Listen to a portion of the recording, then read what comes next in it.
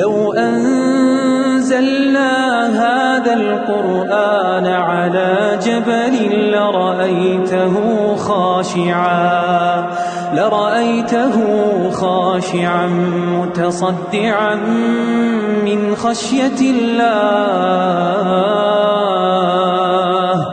وتلك الأمثال نضربها للناس لعلهم يتفكرون. الحمد لله رب العالمين الصلاة والسلام على رسول الأمين وعلى آله وصحبه أجمعين أما بعد. ആദരണീയരായ പ്രിയപ്പെട്ട സത്യവിശ്വാസിനികളെ, അസ്സലാമു അലൈക്കും വറഹ്മത്തുള്ളാഹി. ഒരു സത്യവിശ്വാസി എന്ന നിലക്ക് ജീവിതത്തിൽ സമാധാനമടഞ്ഞ റബ്ബിൻ്റെ തൃപ്തി നേടിയുള്ള മരണം ആഗ്രഹിക്കുകയും കൊതിക്കുകയും ചെയ്യുന്ന ആളുകളാണ് നമ്മളെല്ലാവരും. വിശുദ്ധ ഖുർആൻ നമ്മെ 2 മരണങ്ങളെക്കുറിച്ച് പഠിപ്പിക്കുന്നുണ്ട്. അതിലൊന്ന് സമാധാനമടഞ്ഞ രൂപത്തിൽ റബ്ബിൻ്റെ തൃപ്തി നേടിയുള്ള മരണമാണ്. 2, വിരൂപികളായ മലക്കുകൾ പേടിപ്പെടുത്തിക്കൊണ്ട് ഇരുഭാഗങ്ങളിലും ശക്തമായി തല്ലി ആത്മാവ് വലിച്ചു കൊണ്ടുപോകുന്ന മരണമാണ്. ഒരു സത്യവിശ്വാസി എന്ന നിലക്ക് റബ്ബിൻ്റെ തൃപ്തി നേടിയുള്ള മരണമാണ് നമ്മളെല്ലാവരും ആഗ്രഹിക്കുന്നത്. അത്തരത്തിൽ നല്ല പര്യവസാനം ലഭിക്കാനുള്ള 7 മാർഗങ്ങളെക്കുറിച്ച് നമ്മളെ പഠിപ്പിക്കുന്നുണ്ട്. അതിലൊന്നാമത്തേതാണ് ഇസ്തിഖാമത്ത് എന്ന് പറയുന്നത്.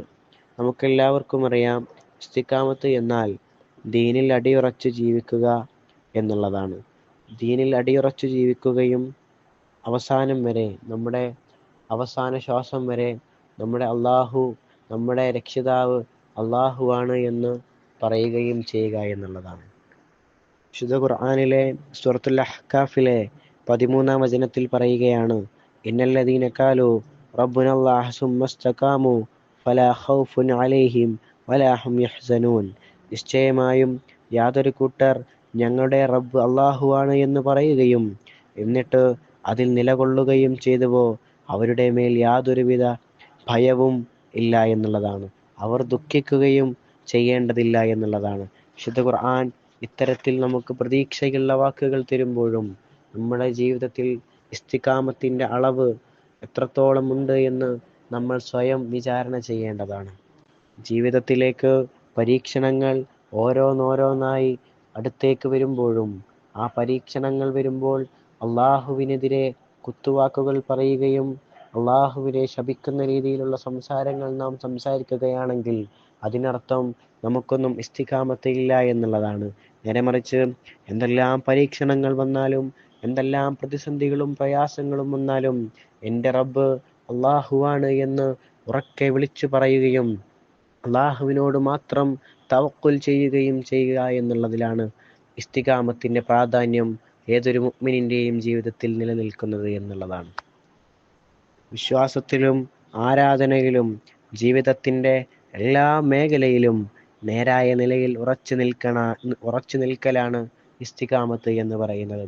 അത് ഒരു ക്ഷമയാണ്, അള്ളാഹുവിൽ ആശ്രയിക്കലാണ്. സ്ഥിരമായ ആരാധനയും നല്ല സ്വഭാവവും ചേർന്ന ജീവിതമാവണം നമ്മുടെ ഓരോരുത്തരുടെയും. സബറും തവക്കുലും ഇബാദത്തും അതെല്ലാം ജീവിതത്തിൽ പ്രായോഗികമായി ഉണ്ടായിരിക്കേണ്ട ജീവിതമായിരിക്കണം നമ്മുടെ എല്ലാവരുടെയും എന്നുള്ളതാണ്.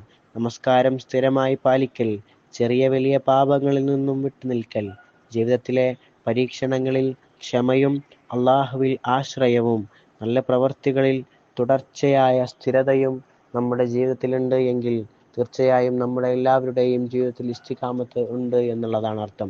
പരീക്ഷണങ്ങൾ വന്നു കഴിഞ്ഞാൽ ജീവിതത്തിൽ അള്ളാഹുവിനെ കുത്തുവാക്കുകൾ പറയാതെ അള്ളാഹുവിനെ മാത്രം തവക്കുൽ ചെയ്തുകൊണ്ട് നല്ല പര്യവസാനം ലഭിക്കുന്ന, നല്ല മരണം ലഭിക്കുന്ന, ശുദ്ധ ഖുർആൻ പഠിപ്പിച്ച സമാധാനമടഞ്ഞ രൂപത്തിലുള്ള മരണം ലഭിക്കുന്ന യഥാർത്ഥ സത്യവിശ്വാസികളായി നമുക്ക് മാറാൻ സാധിക്കുമെന്നുള്ളതാണ്.